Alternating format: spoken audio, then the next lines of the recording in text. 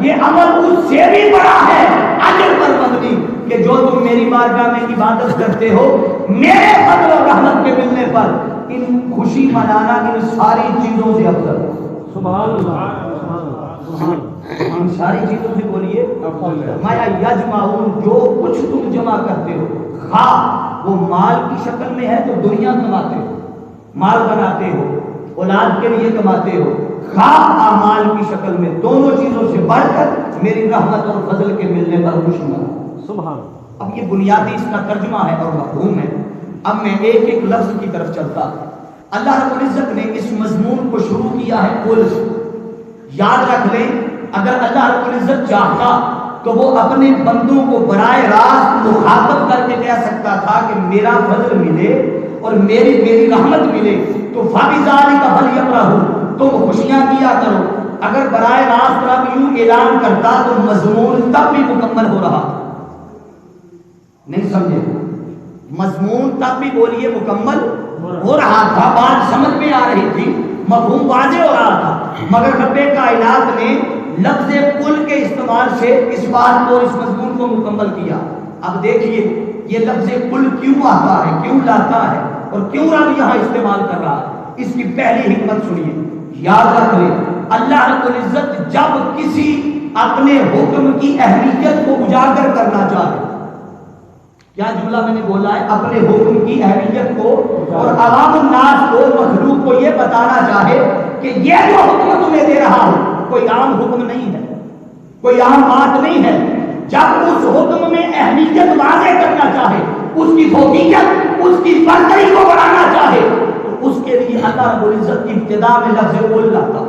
مثال کے طور پر اللہ رب العزت نے جب اپنی توحید کا پرچار کرنا چاہا، توحید کا اعلان کرنا چاہا، اپنی وحدانیت، اپنی یکتائی کا اعلان کرنا چاہا تو رب کائنات نے اپنی وحدانیت کے لیے یوں نہیں کہا اللہ احد، وہ اللہ ایک ہے. حالانکہ اس کے ایک ہونے کا اعلان یوں بھی کیا جا سکتا تھا کہ وہ ایک ہے. کیا بولیے؟ وہ ایک ہے. مضمون تب بھی مکمل ہو رہا تھا، مگر نہیں، اللہ نے اپنی وحدانیت کا اعلان کرنے سے بھی پہلے فرمایا قل، محبوب یہ اعلان بھی تو فرما دے. سبحان اللہ. میرے محبوب یہ اعلان بھی تو اپنی زبان سے فرما دے. پھر ایک اور مثال دیتے ہیں. اللہ رب العزت نے جب، اب چونکہ اہل بیت اطہار آل نبی اولاد علی کی یہ مجلس سجی ہے تو میں نے چاہا تھوڑا سا ذکر کرتے جائیں اہل بیت اطہار کا. اب اللہ رب العزت نے یہ یاد رکھے، میں نے پہلے جملہ کر دیا کہ جب کسی بات کی اہمیت واضح کرنا چاہے تو لفظ قل آتا ہے. اگلی مثال دیتا ہوں. اللہ رب العزت نے فرمایا قل لا اسألکم علیہ اجرا ان المودۃ فی القربی، کہ میرے محبوب تو کہہ دے کہ میں تم سے کوئی اجر طلب نہیں کرتا. اب رب چاہتا تو لا اسألکم علیہ اجر سے ابتدا کر سکتا تھا، مگر نہیں، فرمایا محبوب یہ اعلان بھی تو اپنی زبان سے فرما. اب اہل بیت اطہار کی مودت کا ذکر آیا تو مضمون قل سے شروع کیا، توحید کے اعلان کا ذکر آیا تو مضمون قل سے اونچا بولیے، مضمون قل سے شروع کیا. پھر آگے چلیے، اللہ رب العزت نے جب اپنی محبت کے دینے کا اعلان کیا کرنا تھا تو رب کائنات نے فرمایا، یوں نہیں کہا ان کنتم تحبون اللہ، اگر تم اللہ کی محبت پانا چاہتے ہو تو فاتبعونی، میری اتباع کرو، یوں نہیں کہا. وہاں بھی فرمایا محبوب یہ بھی تو ہی کہہ دے، قل ان کنتم تحبون اللہ فاتبعونی، محبوب کہہ دے کہ اگر تم اللہ کی محبت کو پانا چاہتے ہو تو میری اتباع کرو. محبت اللہ کی لینی ہے، کوئی خدا کا لینا ہے، اللہ کی رحمتیں لینی ہے، مگر اللہ کی رحمتوں کو پانے کے لیے اتباع مصطفیٰ کی کرنی. سبحان اللہ. سبحان اللہ. گویا رب اعلان کر رہا ہے میری محبت، میرا قرب، میرا فضل، میری رحمت اسی کو ملے گی جو پہلے بارگاہ مصطفیٰ میں آئے گا، جو بارگاہ مصطفیٰ چھوڑ کر، جو اطاعت مصطفیٰ چھوڑ کر، جو اتباع مصطفیٰ چھوڑ کر، ادب مصطفیٰ، احترام مصطفیٰ، محبت مصطفیٰ چھوڑ کر براہ راست میری بارگاہ میں آنا چاہے گا، نہ میرا قرب ملے گا، نہ میری فضل اور نہ میری رحمت ملے گی. سبحان اللہ. حاضرین کی احتشام. اب آگے چلیے. اللہ کو بھی علم تھا ایک زمانہ ایسا آئے گا کہ کچھ لوگ ایسے بھی ہوں گے جو عقیدہ یہ استوار کر رکھے ہوں گے کہ آقا دو جہاں صلی اللہ تعالیٰ علیہ وسلم کی ذات اقدس پر فقط نور کا عقیدہ رکھے گئے. کیا؟ فقط نور. کچھ لوگ ایسے ہوں گے جو فقط نورانیت کو مانیں گے. یاد رکھ لیں عقیدہ باطل ہے. حضور کو فقط نور تصور کرنا کیا ہے؟ عقیدہ ہے. بولی عقیدہ ہے باطل ہے، جہالت پر مبنی عقیدہ. کیسے؟ اب جب اللہ رب العزت کو چونکہ علم تھا، رب کائنات نے فرمایا محبوب اپنی بشریت کا اعلان کر، فرمایا قل انما انا بشر مثلکم. جب بشریت مصطفیٰ کا اظہار کرنا تھا تب بھی رب کائنات نے فرمایا یہ اظہار بھی حبیب کو اپنی زبان سے کرنا. درجنوں مثالیں ہیں قرآن مجید میں. وقت چونکہ وقت کے دامن میں اتنی گنجائش نہیں، میں اپنے موضوع اصل کی طرف چلتا ہوں. اب یہ آپ کے سامنے کم از کم 5 مثالیں رکھی ہیں. ان 5 مثالوں میں جس بات کی اہمیت کو اجاگر کرنا تھا، جس بات کی طرف آپ کو توجہ دلانی تھی، اللہ رب العزت کل سارے امور اور احکام سے پہلے لفظ کل لے کے آیا. نہ توحید سے کوئی بھاگ سکتا ہے، نہ فرار کی کوئی گنجائش ہے، نہ مودت کے اہل بیت سے کوئی بھاگ سکتا ہے، نہ تاجدار کائنات صلی اللہ تعالیٰ علیہ وسلم آپ کی اتباع سے کسی کو بھاگنے کی گنجائش ہے، نہ توحید سے بھاگنے کی گنجائش ہے، نہ بشریت مصطفیٰ کا انکار کرنے کی گنجائش ہے.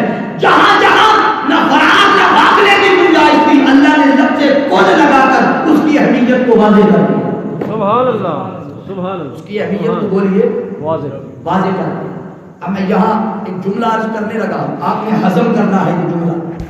یاد رکھ لیں رب کائنات نے اپنا نظام کائنات، کیا بولیے؟ اپنا سارے بولو ذرا، بڈھے ہم کو چلو اجازت ہے، جڑے جوان ہوتے بولو نا کم از کم. اپنا نظام کائنات اللہ نے 2 طریقوں سے چلایا ہے. سبحان اللہ. کتنے طریقوں سے بولیے؟ 2 طریقوں سے. ایک ہے طریقہ نبوت. کیا ہے بولیے؟ طریقہ نبوت. اللہ رب العزت نے 1.25 لاکھ انبیاء کو مبعوث کیا لوگوں کی ہدایت کے لیے، لوگوں کی رہنمائی کے لیے، اور اپنی توحید کے پیغام کے لیے 1.25 لاکھ انبیاء کو بھیجا. یہ ہے طریقہ نبوت و رسالت. ایک اور طریقہ ہے، وہ کیا ہے؟ وہ ہے طریقہ ولادت ولایت. وہ کیا ہے؟ ولایت. نبوت بھی ہے اور اونچا بولیے، نبوت بھی ہے اور ولایت بھی ہے.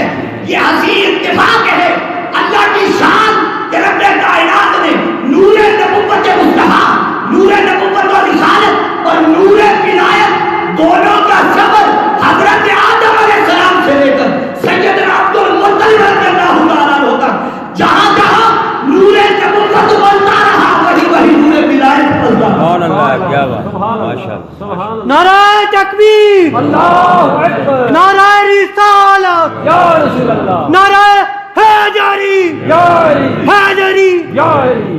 جہاں جہاں یہ علماء اس بات کی تائید کریں گے. کیسے؟ میں ایک بات سنا دیتا ہوں. وہ کیا کہ آدم علیہ السلام سے لے کر سیدنا عبد المطلب رضی اللہ تعالیٰ عنہ جو شجرہ نسب اور سلسلہ نسب کا ادارے کائنات کا ہے وہی مولا علی شیر خدا کا ہے. سبحان اللہ سبحان اللہ سبحان وہی نسب بولی مولا علی شیر خدا کا. یہ 2 نور اکٹھے چلتے رہے.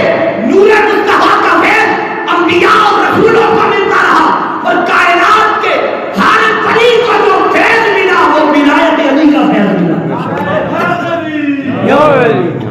بولیے وہ ولایت علی کا. جیسے نور مصطفیٰ کے فیض کے بغیر کائنات میں کوئی نبی یا رسول نہیں ہو سکتا، اسی طرح ولایت علی کے فیض کے بغیر کائنات میں کوئی ولی نہیں بن سکتا. سبحان اللہ سبحان اللہ. بے شک کائنات میں بولیے کوئی ولی نہیں بن سکتا.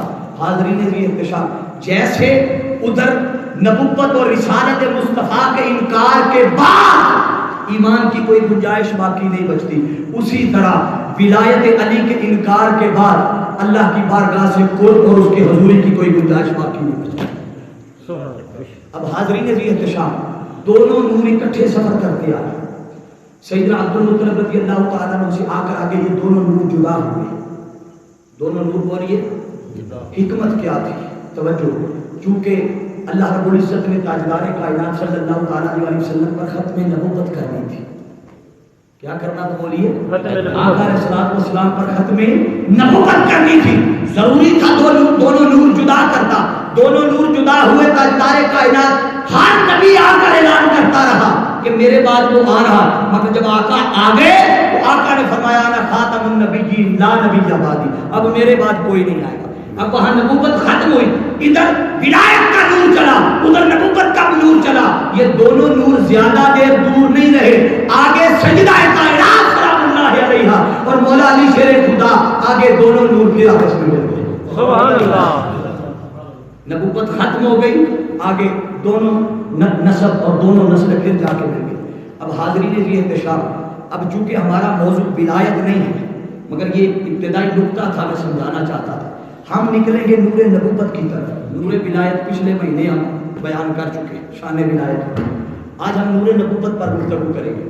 تو اللہ رب العزت نے آگے فرمایا، یہ تو تھی کل کی تشریح، آگے فرمایا بفضل اللہ و برحمتہ۔ میں زیادہ اقوال پیش نہیں کرتا، اس پہ بہت سارے اقوال ہیں۔ کسی نے کہا فضل سے مراد دین ہے، فضل سے مراد دین ہے، کسی نے کہا فضل سے مراد قرآن ہے، کسی نے کہا شریعت ہے، کسی نے کچھ کہا، کسی نے کچھ، مگر حضرت عبداللہ ابن عباس رضی اللہ تعالیٰ آپ پہلے مفسر قرآن، آپ فرماتے ہیں اس فضل اور رحمت دونوں سے مراد محمد مصطفیٰ کی ذات ہے۔ سبحان اللہ، سبحان اللہ۔ دونوں سے مراد بولیے آقا دو جہاں صلی اللہ تعالیٰ علیہ وسلم کی ذات۔ کیوں کہ کائنات کی ہر شے اللہ کی نعمت ہے۔ بولیے کیا؟ کائنات کی، اونچا بولیے، کائنات کی ہر شے۔ بیٹا بشکل بیٹا نعمت ہے، رحمت ہے، بیٹی رحمت ہے، رحمت ہے۔ اسی طرح اور بے شمار نعمتیں ہیں جو اللہ کی رحمت سے تمہیں ملتی ہیں۔ اب اگر یہ چھوٹی چھوٹی ساری نعمتیں اللہ کی رحمت اور نعمت ہو سکتی ہیں، تو ان ساری چیزوں سے بڑھ کر وہ تاجدار کائنات صلی اللہ تعالیٰ علیہ وسلم کی ذات اقدس ہر چیز سے بڑی نعمت ہے۔ سبحان، کیا بولیے؟ ہر چیز سے بڑی، ہر چیز سے بڑی نعمت ہے۔ اب یاد رکھ لیں، اللہ جب اپنی رحمت یا فضل اتارتا ہے تو رحمت اور فضل اتارنے سے پہلے اللہ رب العزت ایک خاص قسم کا ماحول کریٹ کرتا ہے، ماحول بناتا ہے۔ اس پہ دو مثالیں دے دیتا ہوں۔ مثال کے طور پر وہ اپنی رحمت اور نعمت اور فضل کو یوں ہی نہیں اچانک اتار دیتا، نہیں، اس سے پہلے باقاعدہ ماحول بنتا ہے۔ مثال کے طور پر بارش کیا ہے؟ رحمت ہے، اللہ کی رحمت۔ مجھے بولیے بارش کیا ہے؟ اللہ کی رحمت، اللہ کی رحمت ہے۔ اب بارش، اب باہر جو موسم بنا ہوا ہے، آپ میں سے کسی شخص سے بھی پوچھوں کہ بتاؤ باہر بارش ہوگی تو نہیں، آپ کہیں گے بارش نہیں ہوگی۔ کیوں؟ آپ کے پاس کوئی غیب کا علم ہے؟ نہیں، آپ کو پتا ہے بارش جو رحمت ہے اس کے آنے سے پہلے ایک ماحول بنتا ہے۔ سبحان اللہ، سبحان اس کے اللہ۔ آنے سے پہلے بولیے ماحول بنتا ہے۔ ٹھنڈی ہوائیں چلتی ہیں، آسمان پہ بادل سایہ کرتے ہیں، سورج غائب ہو جاتا ہے، آسمان پہ بجلی چمکتی ہے، بجلی کڑکتی ہے، تب چھوٹے سے بچے کو بھی پوچھے بھائی بتاؤ باہر کیا ہونے والا ہے، وہ کہے گا بارش ہونے والی ہے۔ کیوں؟ بچے کے پاس کون سی دوربین ہے جس سے اس نے دیکھ لیا؟ نہیں، اسے پتا ہے کہ اس رحمت کے آنے سے پہلے یہ ماحول بنتا ہے۔ سبحان اللہ، بات سمجھ گئے کہ نہیں؟ اس رحمت کے آنے سے پہلے یہ ماحول بنتا ہے۔ ایک اور مثال سادہ سی دے دیتا ہوں۔ ہم سب ماؤں بہنوں اور بیٹیوں والے ہیں۔ اب کسی کے گھر میں اللہ رب العزت نے کسی کے ہاں اولاد کو پیدا کرنا، کسی کے ہاں بچہ پیدا ہونے والا ہو، تو کیا خیال ہے؟ آثار نظر آتے ہیں یا نہیں آتے؟ اونچا بولیے ذرا، آتے ہیں یا نہیں؟ ہر ایک کو پتا ہے، ہر والوں کو خبر ہوتی ہے کہ یا اللہ رحمت دے گا یا اللہ نعمت دے گا، یعنی کچھ نہ کچھ آنے والا ہے۔ کیوں کہ وہ آثار بتا رہے ہوتے۔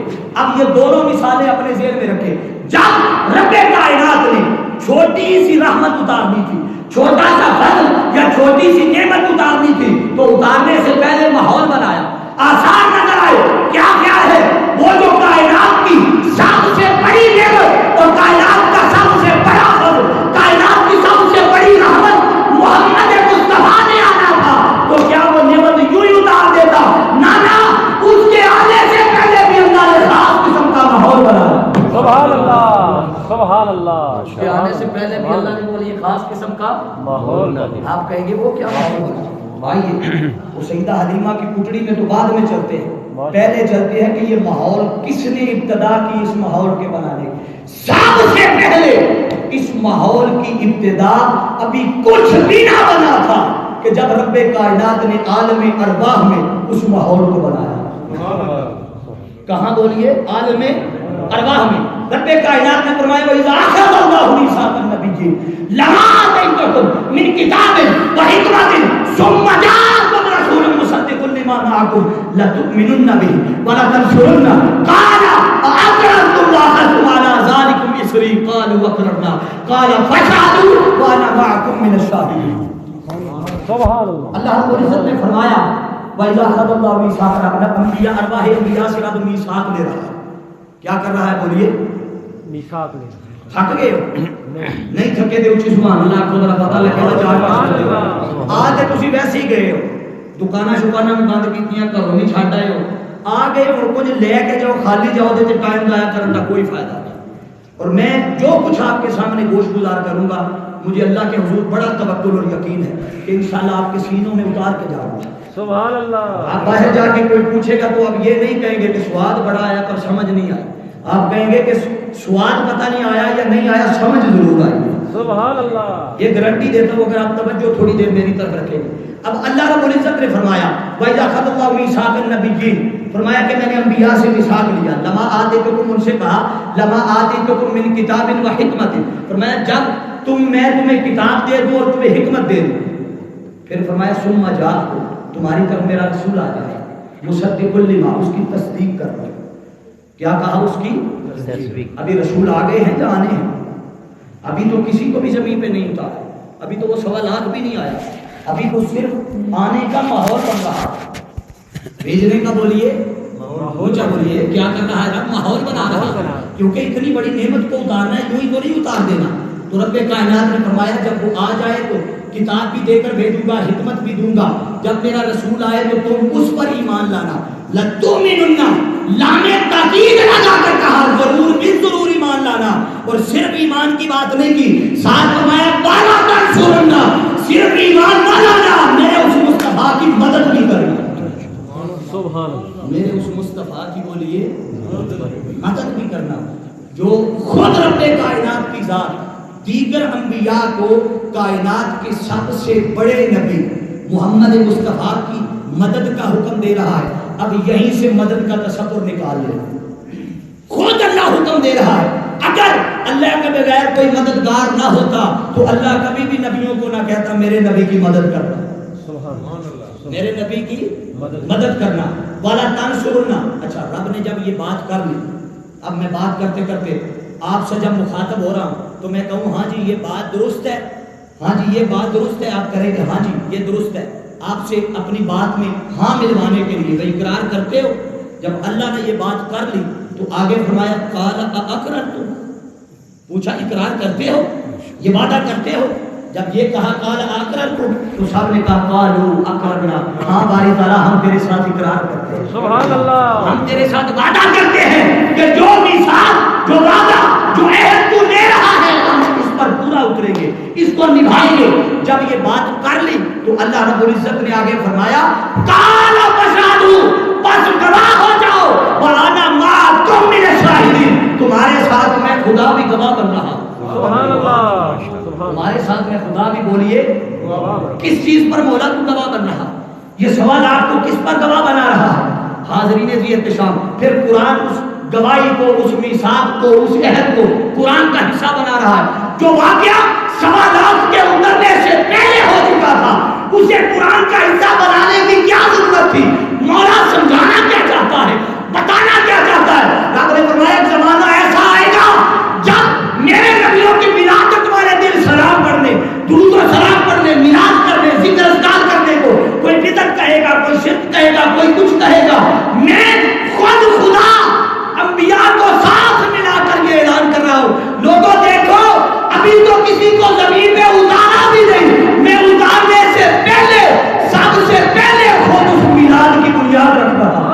سبحان اللہ. نعرہ تکبیر اللہ اکبر. نعرہ رسالت یا رسول اللہ. نعرہ حیدری یا علی. محمد مصطفیٰ مرحبا مرحبا. اس کی بولیے سب سے پہلے اللہ نے خود بنیاد رکھی انبیاء واحد انبیاء سے میثاق لے کر. تو گویا تاجدار کائنات صلی اللہ تعالیٰ علیہ وسلم کے میلاد کا جلسہ سب سے پہلے سجانے والی خود رب کائنات کی ذات ہے. سبحان اللہ سبحان اللہ. اب آگے چلیے جب وعدہ لے لیا مجلس برخاست ہو گئی اب اللہ رب العزت نے سلسلہ شروع کیا انبیاء کو مبعوث کرنے کا. سب سے پہلے آدم کو بھیجا اب ذرا سوچ کے رکھنا ہے آپ نے، میں نے 1.25 لاکھ نبیوں کا ذکر کیا ہے، اگر ایک ایک پر اگر ایک ایک منٹ بھی لگاؤں تو کتنے منٹ لگیں گے؟ بولیے، پریشان نہ ہو جائے، لمبے چوڑے رپڑے میں آپ ہی پہن لگا۔ میں 2-3 مثالیں آپ کے سامنے رکھوں گا۔ اب اللہ نے حضرت آدم علیہ السلام کو زمین پہ اتارا، کہاں سے؟ جنت سے۔ اونچا بولیے، کہاں سے؟ جنت سے بھیجا۔ جب اللہ رب العزت نے فرمایا بلا تقربا هذه الشجرة، اس درخت کے قریب مت جانا، حکمت الہی تھی، دانا کھایا، اللہ نے زمین پہ اتارا۔ اب حدیث پاک میں آتا ہے کہ جب آدم علیہ السلام زمین پہ اترے تو آدم علیہ السلام نے جب دیکھا کہ یہ کس طرح کے ماحول میں آ گیا، زمین پہ اترنے والا پہلا بشر تھا آدم، پہلا بشر۔ جب دیکھا وہ نکل کے آئے تھے جنت کے ماحول سے، اب جنت کی اپنی بہاریں تھیں، جنت کی اپنی مہک تھی، جنت کی اپنی خوشبوئیں تھی، جنت کے اپنا ماحول تھا۔ جب اس ماحول سے نئے ماحول میں آئے تو کیا خیال ہے، جب بندہ کسی پہلے ماحول سے نکل کر نئے ماحول میں جائے تو ایڈجسٹ ہونے میں وقت تو لگتا ہے، لگتا ہے یا نہیں؟ عام میں سے اگر کوئی شخص باہر گیا ہو بیرون ملک تو وہاں جاتے ہوئے 2-4-5 ماہ تو وہ تکیے پہ سر دے کے روتا رہتا ہے، بیوی بچوں کو یاد کر کے، والدین کو یاد کر کے، تو ایڈجسٹ کرنے میں بولیے وقت لگتا ہے، مجھے بولیے وقت لگتا ہے۔ اب حضرت آدم علیہ السلام جب آئے تو آپ نے، حدیث پاک کا لفظ ہے کہ آپ نے وحشت محسوس کی۔ کیا محسوس کیا؟ وحشت، خوف۔ جب خوف محسوس کیا تو رب نے دیکھا کہ میرا آدم نئے ماحول میں جا کر وحشت محسوس کر رہا ہے۔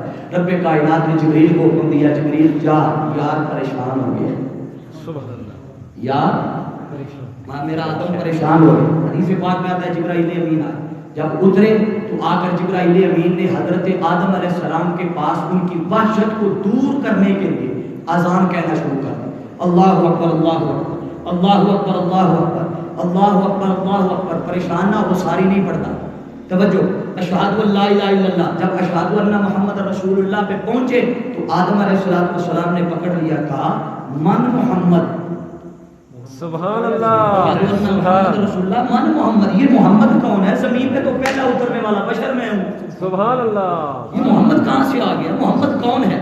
سبحان اللہ۔ اب یہاں سے معترضین نے ایک سوال پکڑا۔ مصیبت یہ ہے کہ ہم مطالعہ نہیں کرتے، وہ ہم سے آگے نکل گئے ہیں، انہوں نے باتیں رٹی رٹائی ہیں، وہ ہمیں قابو کر لیتے ہیں جلدی اور ہمارے عقیدوں کو خراب کر دیتے ہیں۔ اب انہوں نے یہاں سے سوال کیا پکڑا، انہوں نے کہا کہ آپ کہتے ہیں کہ اول ما خلق اللہ نوری، اللہ نے سب تو پہلے محمد نے نور بنایا، کہ اگر نور مصطفیٰ پہلے ایسی یا حضور کی ذات پہلا ایسی، کہ آدم علیہ السلام نے کیوں پوچھا سی کہ من محمد؟ سبحان اللہ، سوال سمجھے ہوئے نہیں؟ اگر جانتے ہوتے تو یہ سوال ہی نہ کرتے، گویا انہوں نے یہ سوال اس لیے کیا کہ حضور پہلے نہیں تھے، آدم تھے پہلے، اس لیے آدم نے سوال کیا من محمد۔ یاد رکھ لیں، اس کا جواب میں دوسری حدیث میں دیتا ہوں، وہ کیا؟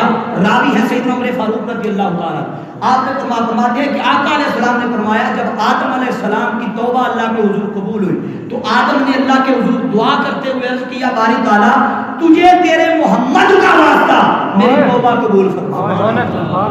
کیا فرمایا؟ تجھے تیرے محمد کا واسطہ، حضور کے وسیلے سے آدم کتاب سیرت کی ساری کتابیں اٹھا کے پڑھ لیں، حدیث کی کتابیں آپ کو یہ حدیث مل جائے، یا باری تعالیٰ مجھے تیرے محبوب کے صدقے محمد کے واسطے اور وسیلے سے میری توبہ قبول فرما اور مجھے معاف کر دے۔ اب جب آدم نے یہ اللہ کے حضور سوال کیا تو رب نے پوچھا، اے آدم تو میرے محمد کو کیسے جانتا؟ سبحان اللہ، سبحان اللہ، تو میرے محمد کو، وہی سوال جو آدم نے جبریل سے کیا تھا وہی سوال رب نے آدم سے کیا۔ تو کیا خیال ہے یہ کلیہ وہاں اپلائی کیا جائے گا کہ جیسے آدم کا سوال کرنا اگر اس بات پر دلالت کرتا ہے کہ محمد کو نہیں جانتے تھے تو یہی سوال تو رب پوچھ رہا ہے، تو کیا رب بھی محمد کو نہیں جانتا تھا؟ ارے نانا، آدم نے جو پوچھا تھا جبریل سے کہ من محمد، یہ محمد کون ہے، اس لیے پوچھا کہ یہ تو وہ ہستی ہے جب میں جنت میں تھا تو جنت کے درختوں کے پتوں پر جہاں جہاں خدا کا نام لکھا تھا ساتھ مصطفیٰ کا نام لکھا تھا، تو پوچھا اس لیے اس محمد کو میں تو جانتا ہوں، اے جبریل تو کیسے جانتا ہے؟ سبحان اللہ، تو بھی اس مصطفیٰ کو جانتا ہے۔ اور رب نے جو آدم علیہ السلام سے پوچھا کہ من محمد، تو محمد کو کیسے جانتا ہے؟ تو آدم علیہ السلام نے عرض کیا، مولا میں نے جب تو نے مجھے بنایا تو میں نے عرش کے ستونوں پر دیکھا تو تیرے نام کے ساتھ محمد لکھا تھا، جنت میں محمد لکھا تھا تیرے نام کے ساتھ، میں سمجھ گیا یہی وہ ہستی ہے کہ جس کے وسیلے سے رب میری توبہ قبول کرے یہی وہ ہستی ہے جس کے صدقے رب میری توبہ قبول کرے گا. اب حاضرین بھی احتشام، ابھی حضور آئے نہیں ہیں، آنے سے پہلے آدم حضور کی آمد کا ماحول بنا رہے ہیں. سبحان اللہ. ابھی آقا آئے بولیے اونچا بولو، تھک بھی گئے ہو؟ نہیں تھکے کوئی بشریت تشریف نہیں لائے. حاضرین بھی احتشام، جب جسمانی طور پہ ابھی نہیں لائے، ابھی نور تو سب سے پہلے رب کائنات میں، حتیٰ کہ ساری کائنات کو نور مصطفیٰ کے فیض سے تخلیق کی، حتیٰ کہ سب سے پہلے لوح اور قلم، یہ بات بڑی قابل توجہ سنیے، لوح اور قلم بھی نہ تھے جب، تب بھی نور مصطفیٰ پہلے تھے، حتیٰ کہ لوح اور قلم کو بھی نور مصطفیٰ کے فیض سے تخلیق کیا. لوح کہتے ہیں تختی کو، کس کو کہتے ہیں بولیے؟ جس پر لکھا جاتا ہے، اور قلم کہتے ہیں جس سے لکھا جاتا ہے. ایک ہے جس پر لکھا جاتا ہے، ایک ہے جس سے لکھا جاتا ہے. جس پر لکھا جاتا ہے وہ بھی نور مصطفیٰ کے فیض سے بنی، اور جس سے لکھا جاتا ہے وہ بھی نور مصطفیٰ کے فیض سے. قلم لکھنے والا ہے، قلم سب سے پہلے جو لفظ لکھا قلم نے وہ لفظ محمد تھا.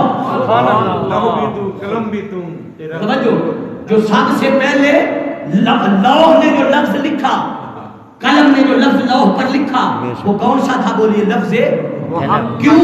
اس لیے کہ ابھی بنے ہی کچھ نہیں تھا، لکھنا کسے؟ سب سے پہلے تو محمد تھے، تو جو کچھ اس کے علم میں تھا اس نے وہی لکھنا تھا. اس کے علم میں صرف یہی تھا کہ محمد بنا دیے گئے. محمد بولیے بنا دیے. تو جیسے سب سے پہلا قلم نے لفظ محمد لکھا، جو سب سے پہلا تختی پر لفظ لکھا گیا وہ بھی لفظ محمد ہی تھا. بولیے لفظ محمد. اسی لیے اقبال کا قلم اٹھا، اقبال کا قلم اٹھا. آپ نے فرمایا لوح بھی تو قلم بھی تو تیرا وجود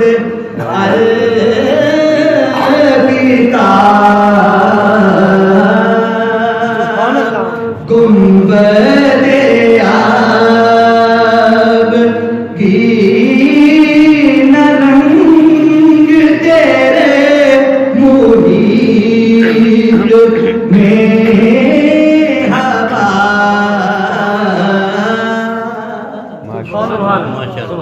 سو پڑھے ہیں تو اونچی سبحان اللہ کو. اب حاضرین بھی احتشام، وقت گزرتا گیا، ہر نبی اپنے زمانے میں آ کے آقا یہاں صلی اللہ علیہ وسلم کی بشارتیں سناتا رہا، حتیٰ کہ سیدنا ابراہیم علیہ السلام کا زمانہ آ گیا.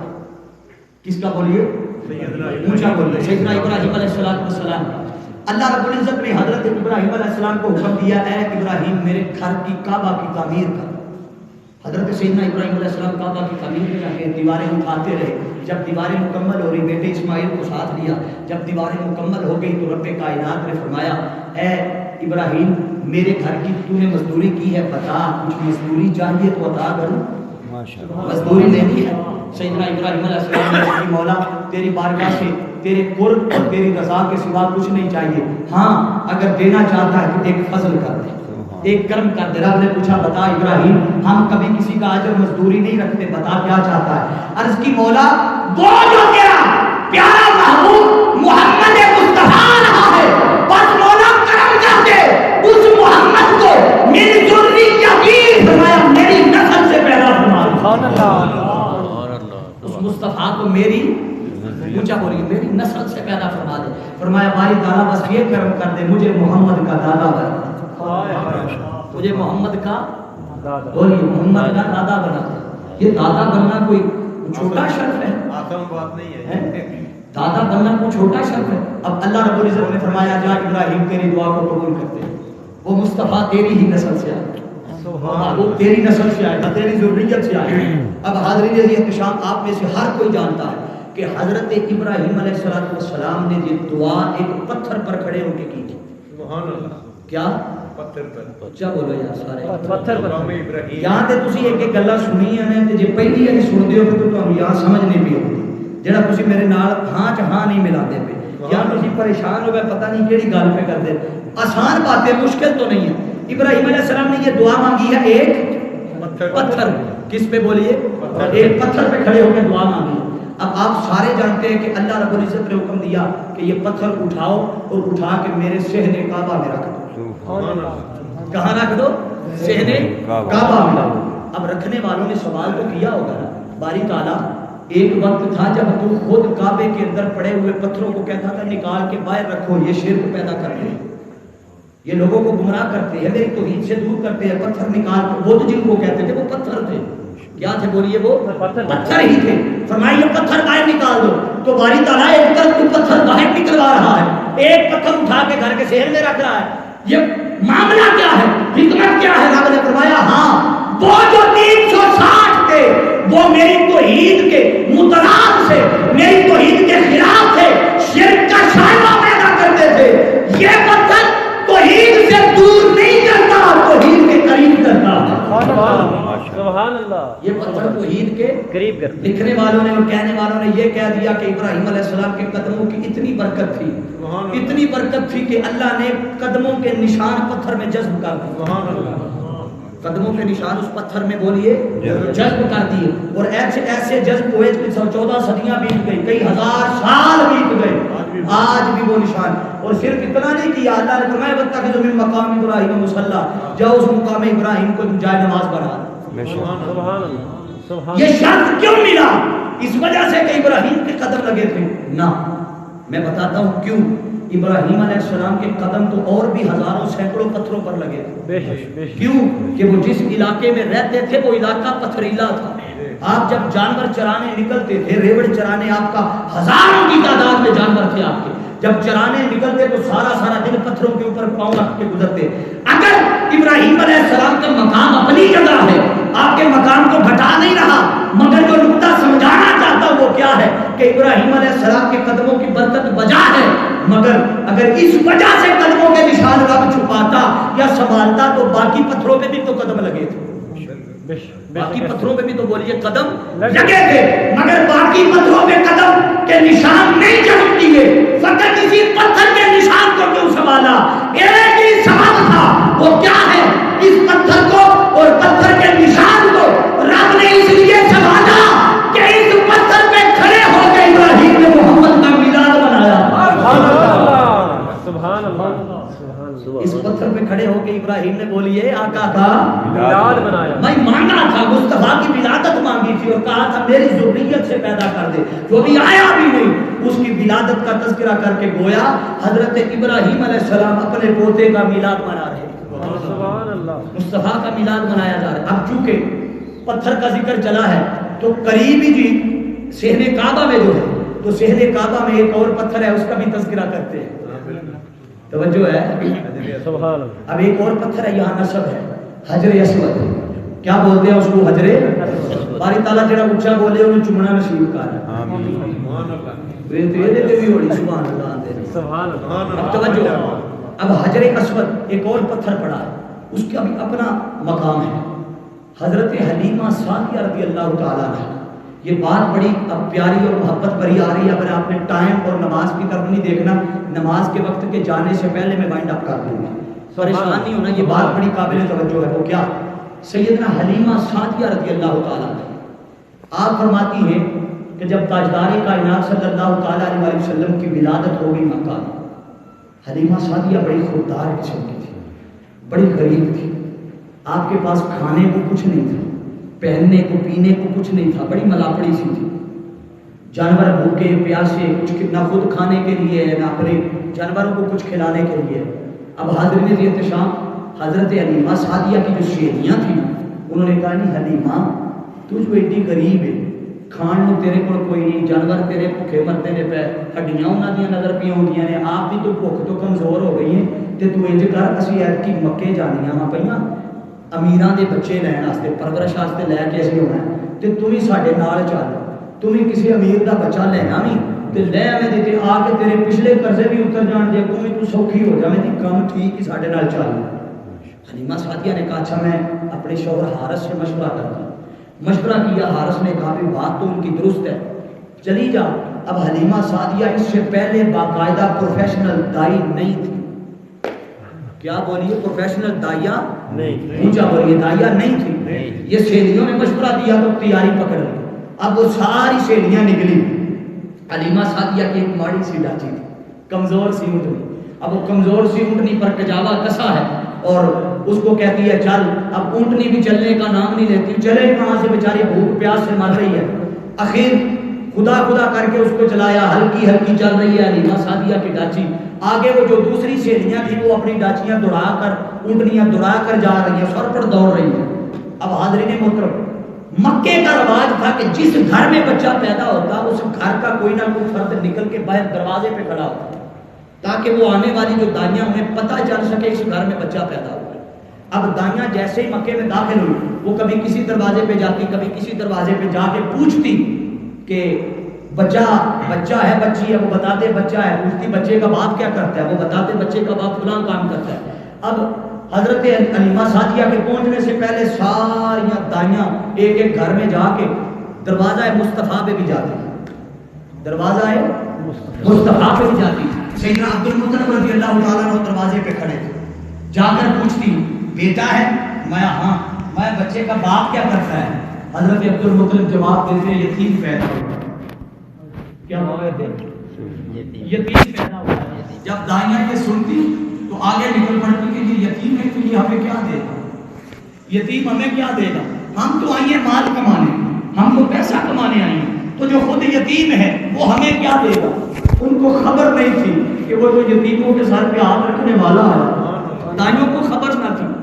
اب وہ دائیاں میں ایک ایک بچہ لے کے مکے سے نکل رہی تھی, حلیمہ مکے میں داخل ہو رہی تھی. اتنی تیز وہ پہلے پہنچ چکی. اب جیسے ہی حلیمہ سعدیہ مکے میں داخل ہو رہی تھی تو دائیاں اسے دیکھ کے کہتی ہیں نہیں حلیمہ تو بڑی دیر کر چھڑی, اسی امیرہ دے سارے بچے لے آئے اور پیچھے ایک یتیم بچیا, پیچھے ایک یتیم بچا. حلیمہ سعدیہ وہ جو چلتے ہوئے بتقاضا ہے بشریت جو ذہن بندہ لے کے چلتا ہے. آپ کاروبار کرنے نکلے تو آپ کا ایک ذہن ہوتا ہے, وہ ذہن لے کے نکلی تھی کہ اتنا مال ملے گا, آسانی آ جائے گی, فراوانی آ جائے گی. اب جیسے ہی دائیوں سے یہ سنا کہ وہ یتیم پیدا ہوا ہے اس کا دل وہی بجھ گیا. مگر روایات میں اور سیرت کی کتابوں میں آتا ہے کہ اللہ رب العزت نے سیدنا عبد المطلب کے دل میں یہ بات ڈال رکھی تھی پہلے کہ جو تیرے محبوب محمد کو لینے کے لیے آ رہی ہے نا, اس دائی کا تعلق فلاں قبیلے سے ہوگا, وہ فلاں نام کی ہوگی, اس کا حلیہ ایسا ایسا ہوگا. گویا حضرت عبد المطلب رضی اللہ تعالیٰ عنہ بار بار گلی کے چکر لگاتے, بڑی پریشانی کے ساتھ گلی میں پھرتے گھومتے جیسے کسی کے آنے کا انتظار کر رہے ہو, جیسے کسی کے آنے کا انتظار ہو. جیسے ہی حلیمہ سعدیہ پر نظر پڑی, حلیمہ سعدیہ نے ڈاچی اٹھنی روکی تو حضرت عبد المطلب نے پوچھا تیرا نام حلیمہ ہے, تیرا نام حلیمہ ہے, فلاں قبیلے سے, فلاں قبیلے سے. فرمایا ہاں. حضرت عبد المطلب نے فرمایا چل آ جا, ساتھ لے کر چل پڑے. اب حاضرین یہ انتشار جب سیدہ حلیمہ سعدیہ خود بیان کرتی ہے سیرت الرسول میں, آپ فرماتی ہیں میں جیسے ہی آقا دو جہاں کی دہلیز پہ قدم رکھا, دہلیز مصطفیٰ پہ, فرماتی ہے اللہ کی عزت کی قسم ایک قدم میرا مصطفیٰ کی دہلیز کے اندر تھا, مجھے یوں لگا جیسے ایک قدم میرا مکہ میں ہے, دوسرا قدم میرا جنت میں ہے. ایک قدم مکہ میں ہے, دوسرا جنت میں. فرماتی ہے جیسے میں گھر کے اندر داخل ہوئی تو خوشبوؤں کے حلے آ رہے ہیں, یوں لگ رہا ہے رب کائنات کے انواروں کو جنیات برس رہے ہو. آگے گئی حضرت سیدہ آمنہ رضی اللہ تعالیٰ عنہ, آپ آرام کر رہی ہیں. آپ نے جا کر سلام دعا کی, حال احوال پوچھا تو حلیمہ سعدیہ نے پوچھا وہ بچہ کہاں ہے. حضرت آمنہ رضی اللہ تعالیٰ عنہ فرماتی ہیں وہ بستر پہ لیٹا ہوا ہے. روایات میں آتا ہے کہ آقا علیہ السلام کے اوپر سبز رنگ کی پوشاک اڑا رکھی تھی, حضور کے اوپر کپڑا سبز رنگ کا. تو حضرت حلیمہ سعدیہ نے اٹھا کر یوں بازوؤں پہ رکھا اور بازوؤں پہ رکھ کے ایک ہاتھ سے چہرہ مصطفیٰ سے کپڑا اٹھایا. نہیں انتے حضور دے حسن دا میں ذکر کرن لگا یار, تہاڈی پھر سبحان اللہ, سبحان اللہ. کسی شاعر نے کیا خوب کہا, حلیمہ سعدیہ فرماتی ہے جب چہرہ مصطفیٰ سے کپڑا ہٹا تو میں دیکھ کر دنگ رہ گئی, مجھے یوں لگا رب کائنات نے ساری کائنات کا خزانہ اٹھا کر حلیمہ کی گود میں ڈال دیا. اتنا حسین چمکتا ہوا خوبصورت چہرہ جب دیکھا تو پھر کہنے پہ مجبور ہو گیا. گویا حلیمہ سعدیہ سعدیہ بھی یہ اظہار کر رہی تھی کیا کہ سونے نالو سونا چہرہ حضور دا سونے مل کے کہہ رہے ہو سونے نالو سونا چہرہ حضور دا سونے نالو سونا چہرہ حضور دا مولا بھی کھاوے سب نو جلوہ حضور دا. حلیمہ سعدیہ فرماتی ہے کہ میں بڑی خوش ہو گئی حضور کو دیکھ کر, جلدی جلدی لے کر نکلی. حضرت عبد المطلب فرماتے ہیں ہاں بھی بتاؤ کیا لوگی ہم سے اس کی پرورش پر. حضرت عبد المطلب فرماتے ہیں دیکھ اے حلیمہ میرے پاس دینے کے لیے کچھ بھی نہیں, جو تم توقعات لے کے آئی ہے ہم اتنا تجھے دے نہیں سکیں گے. حضرت حلیمہ سعدیہ فرماتی ہیں کہ میں نے عرض کیا کہ آپ مجھے کچھ بھی نہ دیں, بس مجھے یہ بچہ لے جانا. آئی اب آ کر اپنی ڈاچی پر سوار ہوئی. جب سوار ہوئی تو آقا دو جہاں صلی اللہ تعالیٰ علیہ وسلم کو پیچھے بٹھایا, آگے حارث بیٹھ کے, درمیان میں آقا کو بٹھایا, پیچھے حلیمہ بیٹھ گئی. وہ ڈاچی کو اٹھائیں کہ اٹھ کے چل, ڈاچی اٹھے کوئی نہ, ڈاچی اٹھے کوئی نہ. اب جب تھوڑی دیر ہلاتے رہے ڈاچی چلی نہ, تو نیچے اتر کے جب تاجدار کائنات کو آگے بٹھایا ڈاچی خود بخود کھڑی ہو کے چلنا شروع. فرمایا اچھا تو کائنات کا سردار ہو, سات انبیاء کا امام جو آگے کھڑا ہونے والا ہو, اسے پیچھے بٹھائیں گے. تو ڈاچی کو بھی پتا تھا کہ محمد عربی کو پیچھے بٹھا کے چلاتے ہو, ارے آگے بٹھاؤ جہاں محمد کی جگہ بنتی ہے, آگے بٹھاؤ جہاں حضور کی بولیے جگہ بنتی ہے. اب تاجدار کائنات اونٹنی پہ بیٹھے, وہ اونٹنی جس سے چلا نہیں جا رہا تھا, اونٹنی نے دوڑے لگانا شروع کر دیا. اب ادھر سے دوڑاتے دوڑاتے آگے آگے قافلہ جب وہ دوسری شیریوں کا گزرا تو حلیمہ سعدیہ کی ڈاچی نے ان کے قافلے کو کراس کیا. وہ ڈاچیاں حیران رہ گئے, انہوں نے پلٹ کر دیکھا, انہوں نے کہا حلیمہ ڈاچی بدل لیا. فرمایا نہیں, سوار بدل لیا ہے. کیا کیا ہے؟ سوار بدلا ہے. حاضرین عزیز احتشام, ساتھ حلیمہ یوں گویا ہو رہی تھی اور انہیں کہہ رہی تھی جنہوں تسی یتیم چھڈ کے آئیاں سو نا, ابے تھوڑیاں برکتاں, ابے کھباراں لگ گئیاں کہ جنہوں تو سچایا نہیں چاہیے میاں چاہیے میاں, اے جنہوں تو سچایا نہیں چاہیے میاں چاہیے میاں, چلنے آمنا دا چیز بٹھائی ندیاں, جنہوں تو سچایا نہیں چاہیے میاں چاہیے میاں. حاضرین عزیز احتشام, تاجدار کائنات صلی اللہ تعالیٰ علیہ وسلم آپ کے آنے سے جو بہاریں مل گئی, حضرت حلیمہ سعدیہ گھر لے گئی آقا دو جہاں صلی اللہ تعالیٰ علیہ وسلم.